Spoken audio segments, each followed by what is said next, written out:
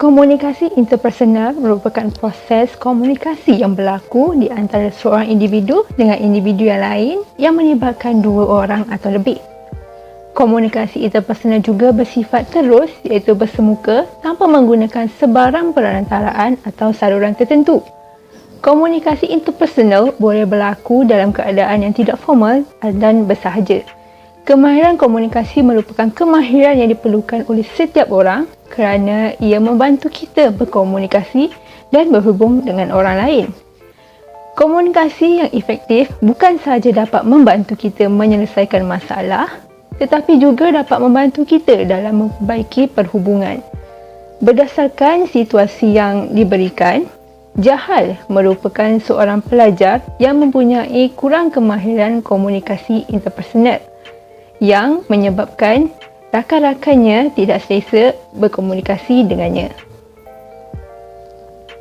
Di sini terdapat beberapa langkah yang boleh diambil atau dilakukan oleh Jahal untuk meningkatkan komunikasi interpersonal. Langkah pertama ialah menjadi pendengar yang baik. Langkah ini merupakan cara yang minimum tetapi berkesan kepada semua individu.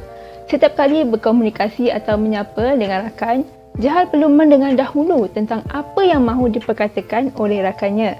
Barulah Jahal boleh menyampuk perbualan mereka. Jahal juga perlu memberikan respon yang positif terhadap perbualan dengan rakannya.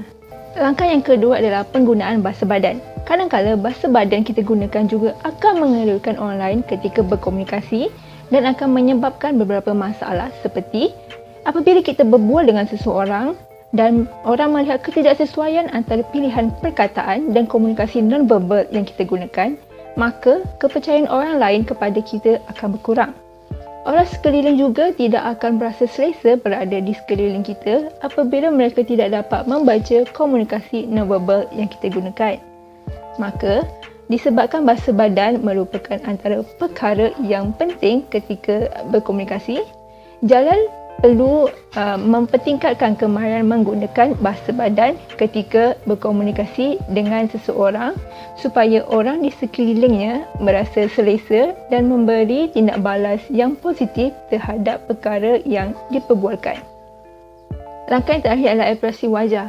Ekspresi wajah memainkan peranan yang penting ketika berkomunikasi kerana wajah adalah perkara pertama yang akan kita pandang ketika berkomunikasi dengan orang lain.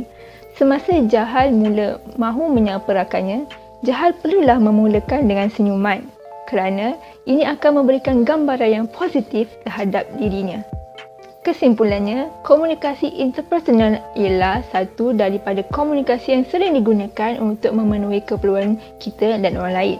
Ia digunakan untuk mendapatkan maklumat, mengenali orang lain, memahami situasi dan persekitaran, menyesuaikan diri dengan masyarakat dan peranan kita dalam masyarakat serta untuk memenuhi keperluan asas interpersonal.